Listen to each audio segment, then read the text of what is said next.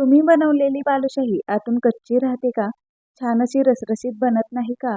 मग अगदी योग्य प्रमाण घेऊन ही अशी बालुशाही पहिल्याच प्रयत्नात तुम्ही अगदी परफेक्ट बनवू शकता. त्यासाठी 2 वाटी मैदा घ्यायचा.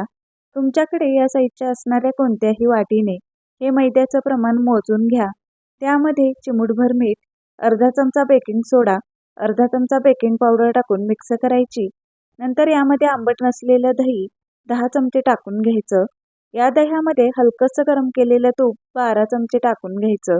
दही आणि तूप चांगलं फेटून घ्यायचं आणि या मैद्यामध्ये चांगलं मिक्स करायचं. 2 वाटी मैद्यासाठी 10 चमचे दही आणि 12 चमचे तूप हे अगदी योग्य प्रमाण आहे. हे चांगलं मिक्स करून घेतलं की यामध्ये अगदी थोडं थोडं पाणी शिंपडून हे पीठ हलक्या हाताने मळून घ्यायचं.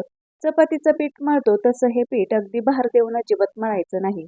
फक्त या पिठाची बाइंडिंग करायची आहे आपल्याला. छान असा गोळा तयार झाला पाहिजे. खूप जास्त पाणी टाकू नका, नाहीतर बालुशाहीला आतून लेअर सुटणार नाहीत.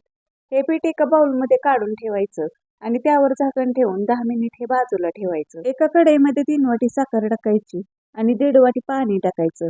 जेवढी साखर घ्याल त्याच्या निम्म पाणी आपल्याला यामध्ये टाकायचं आहे आणि ही साखर चांगली विरघळवून घ्यायची. 10 मिनिटांनी हा पाक आपण चेक करूयात. तर अशी ही हलकीशी तार तयार झाली पाहिजे या पाकाला. इतकाच हा पाक आपल्याला उकळवून घ्यायचा आहे. ही तार मध्येच तुटत आहे असाच पाक आपल्याला बालुशाहीसाठी बनवायचा आहे.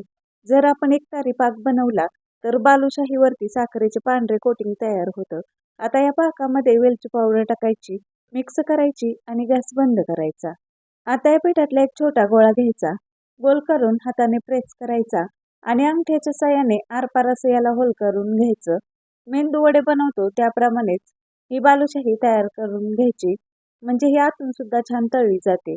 या बालुशाही जास्त जाड तयार करू नका, नाहीतर त्या तळताना आतून कच्च्या राहतील. असा छोटासा लिंबा एवढा गोळा घ्यायचा आणि या सर्व बालुशाही तयार करून घ्यायच्या. तेल हलकंसं गरम झालं की त्यामध्ये एक एक करून या बालुशाही सोडून घ्यायच्या. गॅसची फ्लेम एकदम कमी ठेवून या बालुशाही तळून घ्यायच्या. बालुशाहीचा एक घाणा तळण्यासाठी 5 ते 10 मिनिट लागतात. अशा तळल्या तरच या बालुशाही आतून छान रसरशीत आणि खुसखुशीत तयार होतात. असा छान कलर या बालुशाहीला आला की या काढून घ्यायच्या. या तळून घेतलेल्या बालुशाही गरम असतानाच पाकामध्ये एक एक करून टाकून घ्यायच्या. 2 ते 3 मिनिटच या पाकामध्ये ठेवायच्या आणि काढून घ्यायच्या.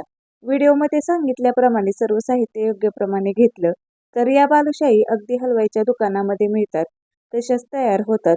तर तुम्ही या बालुशाही या पद्धतीने नक्की तयार करून पहा. अशाच रेसिपी पाहण्यासाठी माझ्या चॅनलला अजून तुम्ही सबस्क्राईब केलं नसेल तर सबस्क्राईब करून घ्या.